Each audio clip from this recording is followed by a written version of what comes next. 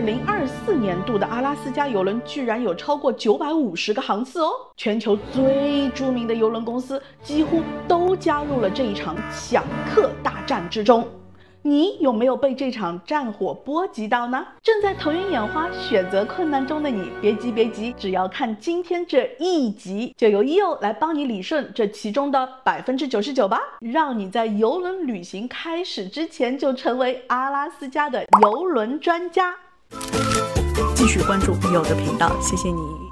Hello， EO来啦！EO今天的内容会按照邮轮公司来划区，为你整理出12家不同风格、不同等级的邮轮公司，在2024年阿拉斯加抢客的这场战役之中，到底有哪一些船加入了这场战役呢？你不想选错邮轮公司、选错邮轮，更不想选错航线的话，今天的内容可一定要看到最后哦，让你在订票之前就成为阿拉斯加邮轮专家。今天的内容会有点长，EO为了帮大家节约时间，那些调船路过的和那些走一两转就撤的邮轮就不在我们今天节目的讨论范围之内咯。先做一个下集预告，预算不多，但是有的是时间的邮轮爱好者请注意了，立即关注我的频道，并且打开小铃铛哦。下一期的内容EO为你准备了神级推荐。好，废话不多说，干货内容现在开始。我们先从 Norwegian Cruise Line 开始。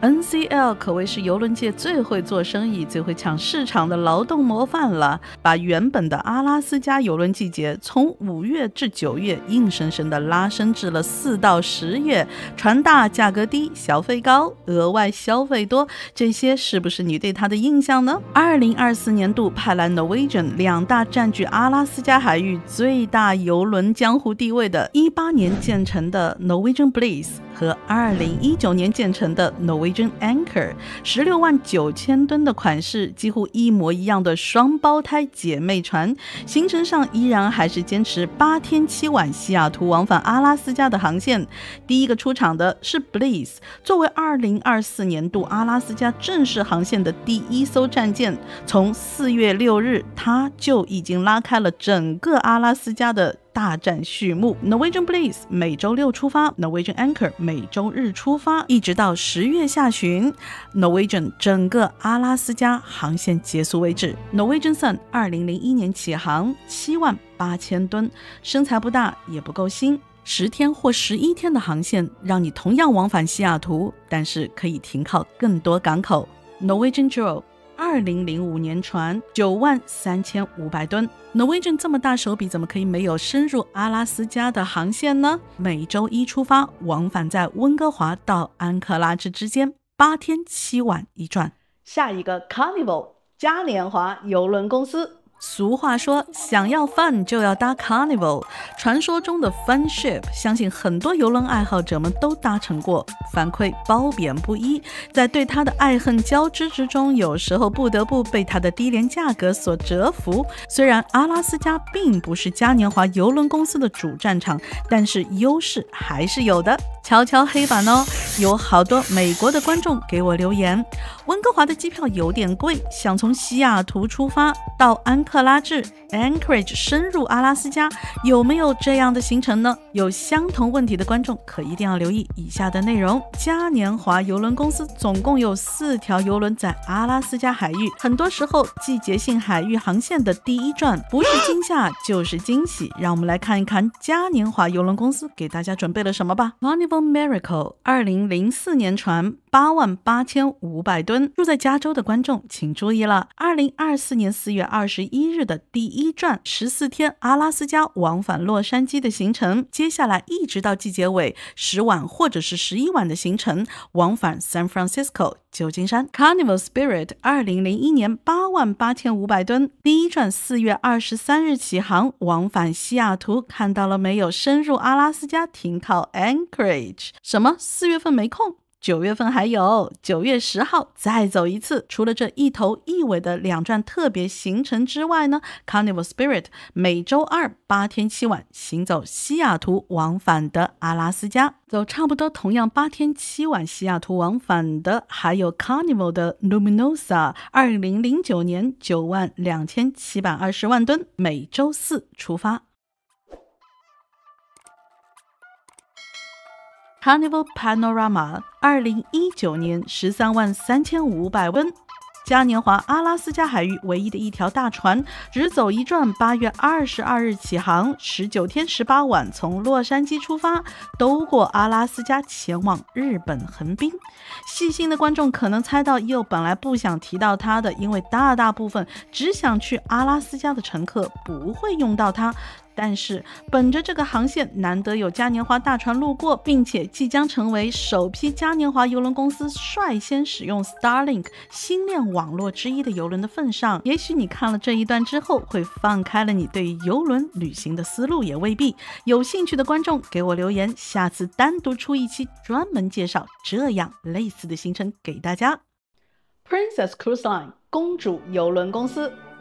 公主邮轮公司到今天为止，全球在水里航行的总共也就15架邮轮。在2024年阿拉斯加的这一场邮轮战役中，公主邮轮公司居然派出了它将近一半的船只来抢夺这个市场，有种要在阿拉斯加海域宣布主权的感觉，你觉得呢？ Ruby Princess 2008年建成113000吨，主要在2024年度负责走温哥华往返的阿拉斯加8天7晚行程，每周2一转。2024年度公主邮轮依然是深入阿拉斯加航线的主力军，派出了3架邮轮。 Grand Princess 1998年邮轮10万吨，每周3出发。 Sapphire Princess 2004年115000吨，每周6出发。 Royal Princess 2013年邮轮142000吨，每周6出发。如果8天7晚的邮轮行程不能够满足你的需要的话，当然你也可以购买2转温哥华至安克拉治，安克拉治返回温哥华，总共14天，让你一次在这条阿拉斯加深入航线上玩个够，并且也不需要跟别人去争抢安克拉治那些稀少可怜的飞机票了。Crown Princess 2006年113000吨，行走12天11晚，往返 San Francisco 旧金山的阿拉斯加邮轮行程，8天7晚的西雅图邮轮航线。当然 Princess 也是竭尽所能派出了自己可以派出最好的邮轮了。 Discover Princess 2022年145000吨邮轮，每个星期6一转。 Majestic Princess 2017年143000吨，每个星期天一转。看一看Eo展示给你的在公主邮轮的官方网站上如何找到这些行程和价格的吧。同时也可以初步的查阅一下每一条邮轮每一个航线的岸上观光团和往返飞机票的近况。公主邮轮公司作为一家价格实惠、各方面表现都比较平均，Eo认为比较适合初次尝试邮轮旅行的乘客。 Celebrity Cruise Line。Celebrity Cruise Line 是 Royal Caribbean 皇家加勒比海邮轮公司旗下的轻奢品牌，摩登奢华 Modern Luxury 是它一向标榜的超5星级标准。在疫情复航后的今天，我个人认为它是与疫情前差距最小的，还保持一定水准的邮轮公司，适合老中幼多个年龄层，更适合对于邮轮服务和食物有要求的你。5星级的消费，享受超5星的豪华邮轮。2024年度温哥华往返的阿拉斯加8天7晚 Celebrity 派出的是 Celebrity Sussex 2008年122000吨，和往年一直行走温哥华往返阿拉斯加的邮轮款式相同。西雅图往返行程的战场是比较惨烈的，当然需要请出最新款的 Celebrity Age 2018年129000吨，它辛辛苦苦地绕过南半球，成为西海岸可以搭乘到的最高级最新款的 Celebrity 邮轮，更多阳台房的款式供您选择哦。深入阿拉斯加8天7晚，每周5一转， Celebrity 派出的是 Celebrity Summit。Celebrity Summit 2001年9万吨， Celebrity 依然还是在这个航线派出了老款的邮轮，但是9万吨是Eo最喜欢的中型邮轮尺寸了。 Royal Caribbean 皇家加勒比海邮轮公司。首先派往深入阿拉斯加航线的是 Radiance of the Sea 2001年9万吨船，每个星期5一转。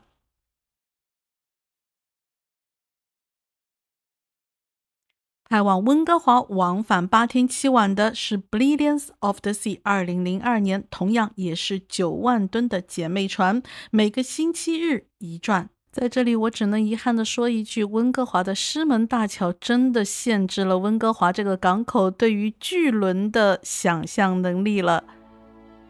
都说了，西雅图往返的阿拉斯加航线战况最为惨烈，邮轮公司不惜工本都要拼死一战。Royal Caribbean 依然是2架16万吨邮轮坐镇西雅图战场。皇家邮轮公司曾经为了这2艘邮轮自己发送卫星上天，虽然在今时今日马斯克的 Starlink 星链网络即将在全球邮轮界普及开来的年代，已经不是什么大不了的事情了，但是皇家加勒比海邮轮公司始终领导着一场又一场的邮轮革命。如果你想尝试通过新的视角来观赏阿拉斯加，又想免费尝试这些海上新鲜刺激的活动项目的话，这将是你最捷径的选择。也许不久的将来，它也会跟风学坏，把很多内容都列入付费项目中哦。2014年建造的 Quantum of the Sea 和2016年建造的 Ovation of the Sea 2艘一模一样的姐妹船，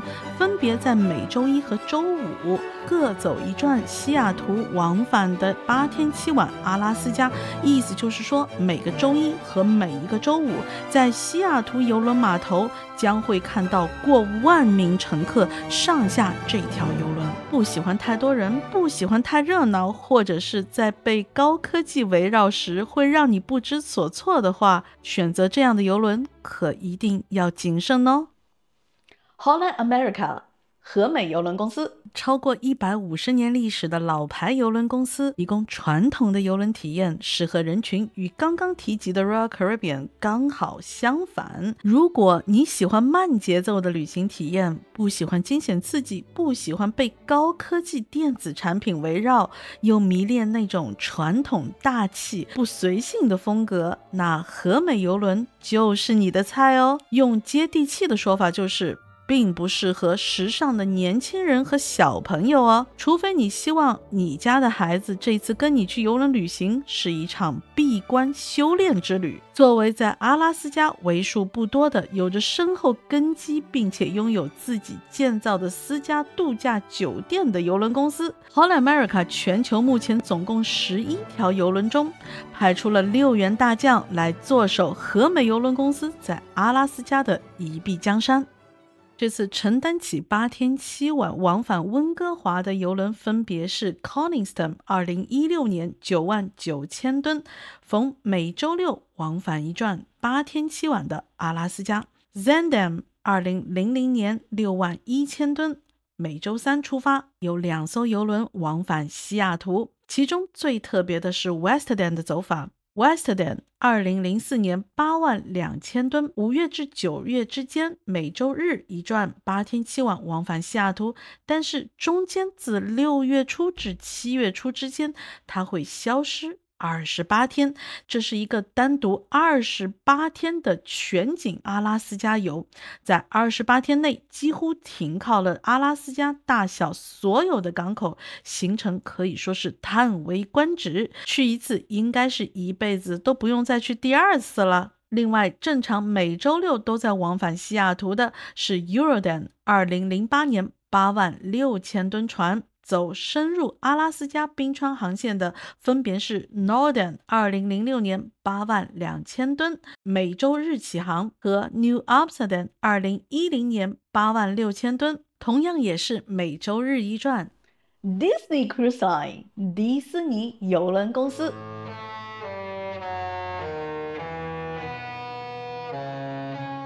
您是否适合选择迪士尼邮轮呢？首先，对于迪士尼的忠实粉丝，无论你几岁，无论你是否喜欢搭乘邮轮旅行，迪士尼邮轮必定是你此生一定要打卡的地方。众所周知，迪士尼邮轮船票价格不菲，规则又与绝大部分邮轮不同。如果全家大人只为了迁就家中1、2个小朋友，那么你就要做好思想准备哦。迪士尼邮轮是为了孩子和迪士尼粉丝而设计运营的邮轮。如果你不属于这两类，那么就可能会觉得有点格格不入哦。另外，3岁以下或者是已经超过3岁但是还没有戒掉尿片的小朋友，还是等一等吧。想了解详细情况，请观看EO为大家做过的迪士尼邮轮是否值得这专门的一集。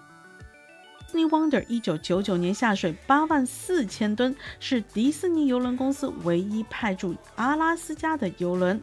每年5月至9月只走温哥华往返的行程，每年除了个别的2-3个不同的特别行程之外，都是每周一出发，行走8天7晚一转。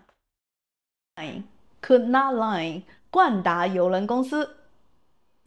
它是全球最古老的邮轮公司之一，成立于1840年，传统的带着英国贵族气质的邮轮公司。如果您喜欢一切井井有条、高贵气质与典雅风格为一体，适合对于出席正式场合比较有经验的旅行者们。同时，它拥有全球最专业高雅的海上 ballroom dance floor， 常常还会为单独前往舞池的你提供舞伴服务哦。您有没有因为离不开家中的小宠物而不得不放弃旅行呢？在 Cunard Cruise 上还会提供一部分的舱位，可供您与宠物一起居住，但是记得要早订哦。如果您患有社交恐惧症，并且讨厌穿着过于正式的话，又劝您还是直接快进去下一个邮轮公司的介绍吧。Queen Elizabeth 2010年9万吨，往返温哥华9晚或者是11晚不等。在2024年的第一站6月11日才开始起航哦，在9月初它就会结束整个阿拉斯加的季节，离开这个海域。在您的邮轮旅行经验越来越丰富的时候，普通货色可能已经越来越难入您的法眼了。随着年龄越来越成熟，去繁从简，享受最精华的旅行体验成为了很多人的追求。接下来的内容就是为您而准备的。 Viking 维京邮轮公司，如果你未满18岁，或者想协同18岁以下的年轻人一起去旅行的话，也请直接快进至下一个环节，因为 Viking 维京邮轮只接受成人登船 Adult Only。 成立于1997年的 Viking 维京邮轮公司虽然很年轻，但是却是世界上为数不多的同时拥有海洋邮轮与河道邮轮行程的邮轮公司。本着注重上岸体验、精致行程和简洁现代高雅的北欧风格，它拿奖无数。第一次看到它的价格时，未免你会吓一跳，但是又想提醒你的是 Viking Ocean Cruise 所有的房间都拥有独立阳台，并且它的船票已经包括了每个港口的岸上游、基本的酒水饮料和上网服务。Viking Orion 是维京邮轮公司派往阿拉斯加的唯一一条船，它建成于2018年，48000吨，总载客量930位，服务人员人数465位，共465个房间，全部都拥有独立阳台，是你想在阿拉斯加海域搭乘维京邮轮的唯一选择。5月至9月往返于温哥华与安克拉治 Anchorage 之间，行走深入阿拉斯加，每11天一转，行程包括了7个 Shore Excursion 岸上观光团，只走深入阿拉斯加的航线。Oceania 大洋邮轮公司， Oceania 以其出色的服务、美食和目的地的选择而著名。购买船票时，不同的等级与价格的选择比较多，与普通大众化邮轮非常类似，适合正在摸索中想慢慢适应进阶、寻求更豪华邮轮体验的旅行者们。船费包括了基本的餐食之外，还包括了付费餐厅，除酒水外的大部分饮品包括上网服务，特价优惠更是层出不穷。把握好机会的话，其实它一点也不贵。Oceania Regatta 是 Oceania 派往阿拉斯加的唯一一条邮轮，1998年建成，3万吨，总共可以搭乘684名乘客，配备了400名工作人员，25个内舱房，317个外舱海景房，232个海景阳台房和62个套房。从5月份开始，阿拉斯加邮轮季的头2转5月13号和5月20号会走深入阿拉斯加的航线，接下来直到整个阿拉斯加邮轮季节的结束，行走7晚至12晚不等的往返西雅图的阿拉斯加行程。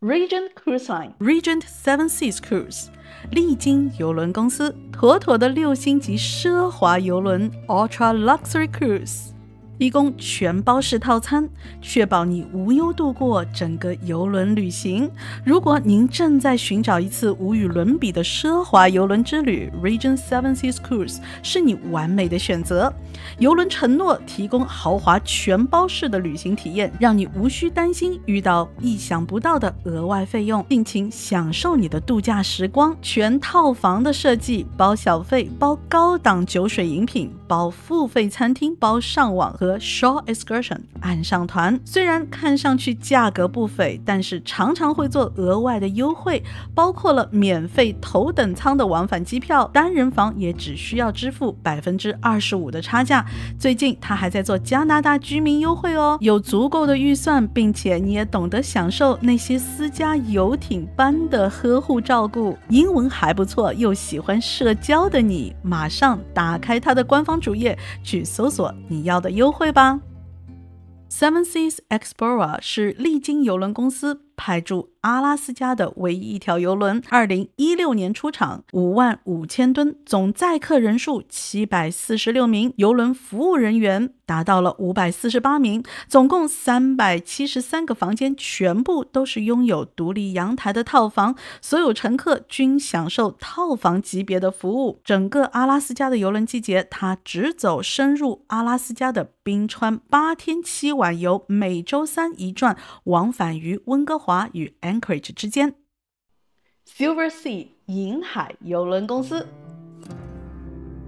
这一家6星级邮轮公司可有一点特别哦。1994年创立之初，它成为了当时最奢华的探险邮轮之一，专注于极地探险和远征邮轮，在顶级奢华的环境中享受着顶级奢华的服务与美食的时候，它提醒你也不要忘记了我们旅行的目的地 Silver Seas 银海邮轮，它承诺将带领你更近更近更靠近的观赏你此行沿途的美景。全套房设计，包小费，包高档酒水饮品，包付费餐厅，包上网岸上观光团 Shore Excursion， 同时你还可以选择 Door to Door All Inclusive， 可以从你离开家门的那一刹那到回家之间全程照顾陪伴，当天的飞机赶不上船，或者离船当天赶不上飞机，都由他们一价全包，接送入住当地最豪华的酒店。这些条件是不是足够让你躺平旅行呢